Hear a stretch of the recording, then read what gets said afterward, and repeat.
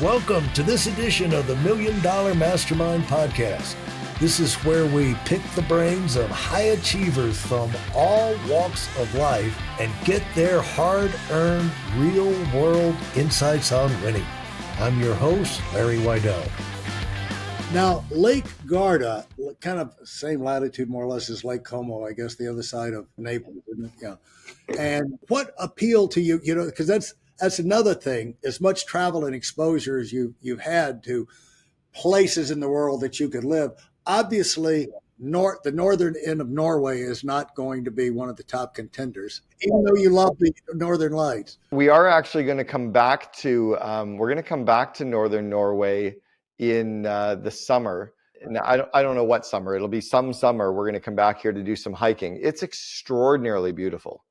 It's really, really ridiculously beautiful. Probably like Swiss beautiful. It's like the Swiss Alps. It's just everywhere you turn is I wish I could show you the view right now, but it's been dark here for 6 hours. It's just crazy beautiful. So we want to come back up here and see it when we've got all day, when sunlight is 24 hours a day, and come hiking and hang out. So we'll come back. But yeah, Northern Italy appeals to us. The food is good. You're really Central Europe, very close to Milan. So I'm close to any international flights. We love the culture. We love the Dolomites for skiing and for hiking. And we like Lake Garda versus Lake Como because Lake Como is kind of too trendy and Lake Garda is just beautiful and more Italian in a way for us. Dubai, have you been to Dubai? I've not been to Dubai, but we've been talking about it this week. And what I had one of my guests who lives in Abu Dhabi say, the two of those are like living in Las Vegas without the drinking.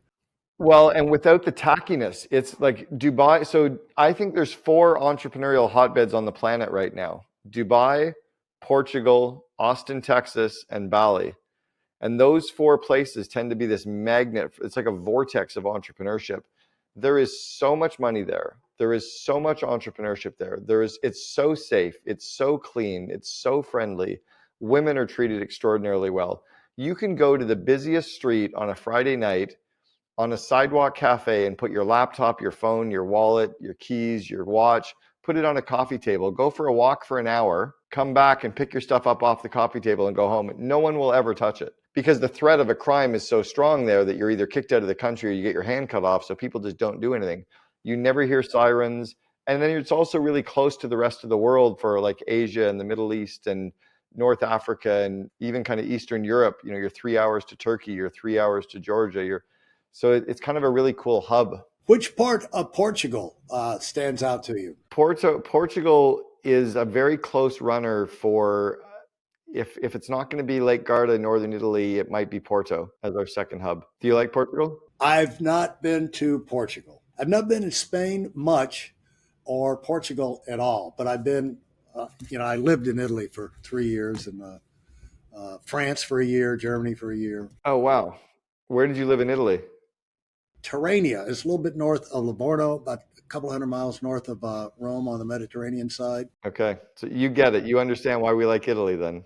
Yeah, very much. It feels like home. In fact, I've got all of the pictures inside my townhouse and condo is of Tuscany, so it's like that feels like home, We did a 6-day cycling trip through Tuscany by the sea. About a year and a half ago, 2 years ago now, with 10 other couples, and it was magic. What towns? Oh gosh, I don't remember. Viareggio and La Spezia and things like that. My wife would kill me for not knowing. I'm sorry. There's a big world out there, and what would you say to yourself? Evaluating yourself, what has this done for you, other than because you would have probably gone to the conferences anyway if you were still in Arizona. And a lot of that stuff. What has it done for you, this traveling, you at this stage of your life? What has it given you, let's say? What's amazing is that we have these very rich experiences, rich in terms of fulfilling and exciting and cool and different every few days, incredible experiences. Back in Arizona in early December for an event, and I was talking to a friend of mine and I was like, "What's up? How was your year?" Like, I don't know, same old, same old. I'm like, what have you been doing? He goes, well, golfing and going anywhere to golf. Because no, just Phoenix Country Club. I'm like, okay, golf. like, what else is going on? He goes, not much. Like, seen a couple good movies. I'm like, dude, it's been a freaking year. Like, you got same old, golfing at the same country club. Like, that's like that. I don't know. I couldn't do it anymore. Like, I did 24 years in Vancouver and 10 years in Arizona, and I love it. But I just want to keep seeing the world right now. And it's not all easy either. Like, there's some really hard parts about being on the road, right? Like, travel is hard. Vacationing even is hard. Travel is, there's new things to deal with. Well, here's one that was interesting today. So I just found out today that I need to go send a FedEx. The closest FedEx is a 20-hour drive. Not kidding. So there's a DHL office that I'll go to tomorrow. But the closest gym today was a 22-minute drive. I'm like, I'm not going to drive 22 minutes to the gym to work out to do 22 minutes home. So my wife and I did like a workout here in our Airbnb, and I figured this is what we got to do for the next week is do workouts here. Okay, we'll figure that out. But the next place we go, we got to find a new gym and a new yoga studio and a new coffee shop. Yesterday, we found a grocery store. Like, if I said to you, here's a grocery list of 30 things, you can visualize where each of those things are in your local store. We're walking around a grocery store. We can't even read the labels because it's all in Norwegian. We don't even know.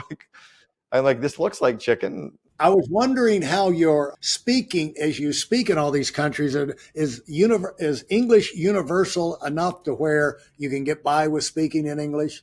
Yeah, the only places where it has been harder, I did 4 cities in Mexico. I did Mexico City, Monterrey, Querétaro, and then Guatemala City. So it wasn't Mexico. So in Monterrey or Querétaro, they had me on a lavalier, and they had anyone who only spoke Mexican in the audience listening to a translator. And that was hard because the timing was off. And when you're speaking, there's a little bit of like comedic timing or timing of your pausing. And I remember saying something about when you're looking for employees, you can't have the shotgun approach. You need to use more of a rifle approach. You need to use a search firm. Well, the translator said, when you're looking for employees, you don't use a shotgun, you shoot them with a rifle.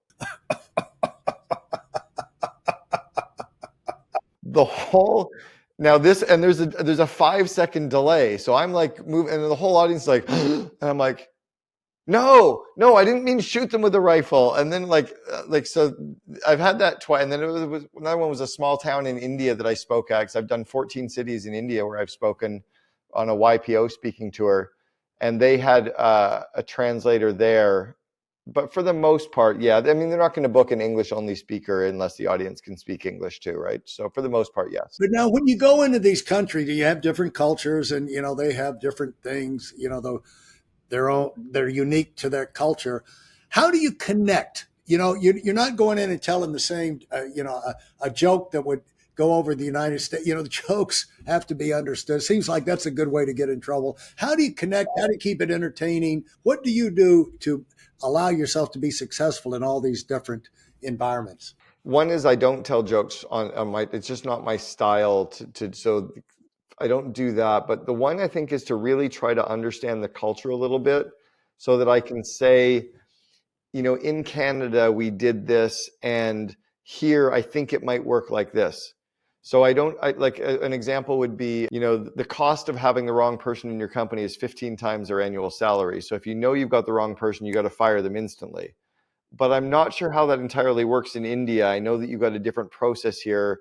So you might, so it's more being empathetic to, this is what we do, and I'm not quite sure, but I think it might. And then it's just recognizing that, like, I'm just giving an idea, right? It's not, I'm not there as like the expert. I'm just sharing my experiences. Let me ask you this. We're all successful. When you write a book, there's one main idea. When you write a blog, the theme of a podcast, it allows you to remember things, when you can put it in a nutshell. But when you speak, when you walk off the stage, they think back to, they had you there. What do you want them to remember or associate with that talk? No, it's easy. We had this as a saying on the wall of our main meeting room at 1-800-GOT-JUNK, and it said, it's all about people. And I have argued with people in cultures where they don't care about the people as much, and they have to.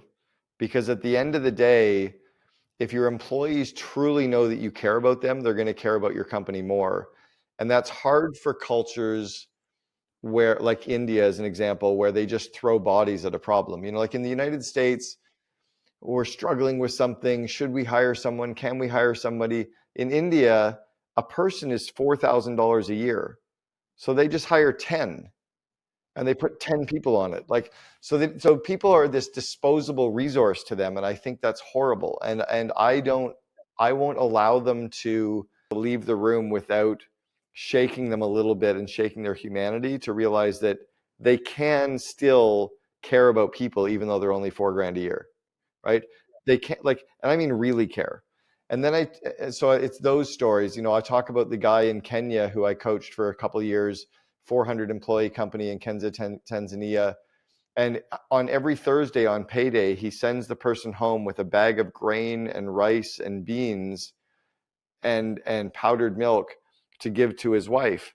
And I'm like, why do you do that? And he said, it's Maslow's hierarchy of needs, that if I don't take care of the basic level of needs, they're going to go somewhere else. They're not going to feel compelled to care. But I'm like, but just pay them more. He goes, no, if I pay them more, they drink. I'm like, wow, you actually care about the family to that level. So then I'm driving around in Kenya on our honeymoon, and I see this security guard company. I'm like, I want to go in there. And we pull up, because that's the guy's company. It's called Securex. And this security guard greets me, and he's like super happy and he's friendly. And I'm like, do you know Tony Santa, the CEO? He goes, Tony's incredible. I'm like, this is just like a guard at a grocery store who thinks the CEO of a 500 person company is amazing. So I tell those stories in these other countries, where it matters. Core values, obsessing, actually caring about core values, not having them up on your wall, but firing people who break the core values, only hiring people who live the core values. I had a big fundamental discussion with the royal family in Qatar about it, to the point that I didn't want to work with them after my first engagement, because I didn't feel like they actually cared about people enough. Yeah, and you knew you weren't going to go anywhere with your engagement if that was a break point. And I also didn't want him having me as a badge of honor. I was this North American coach, which was a big thing for them to say they have, right? And I didn't want my name on the labor camps. Right. There you go. Well, thanks so much, Cameron. We could talk for hours. I knew this was going to go well. It's been a lot of fun, and appreciate you showing the photos from the Northern Lights. We can at least see it secondhand. And congratulations on your journey. I think it's a dream for a lot of people, and you probably inspired a lot of people to start thinking about their future, where I'd like to go through a phase like that. Because like you say, you can always go back to Arizona, check in, you can always rebuy the house and the stuff. But, creating a quality timeout like this is something I think is a dream for a lot of people. So thanks for getting behind the scenes and sharing those things. And we'll look forward to seeing how it goes. Now, when you said they could find you on you posted, is it on Instagram, LinkedIn, wherever, where they can follow the trip? Yeah, well, my wife has a YouTube channel. It's called Ever Wander Travel, and she does a video of every journey that we've had all over the world. So Ever Wander Travel on YouTube is her main. And then my Instagram is Cameron Herold, COO Alliance. All of our links and my information is at CameronHerold.com, and it's HEROLD.com. Fantastic. Thanks so much, Cameron. Let me ask you this. I like to give our guests one last word, parting takeaway.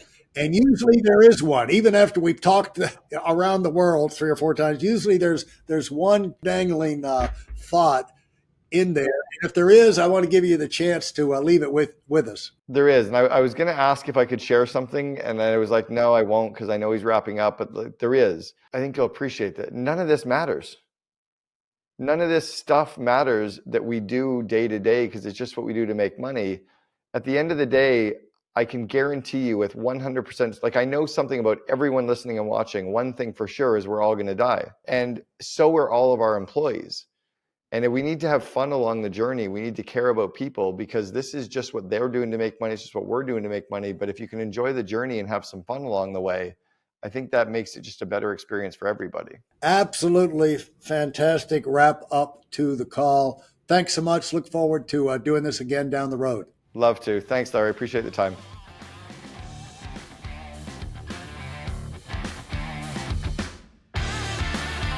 Thanks for listening to the Million Dollar Mastermind. If you felt there were any valuable takeaways from this episode, please take a minute and leave us a 5-star review. Your feedback is important and really helps us get the word out to a wider audience.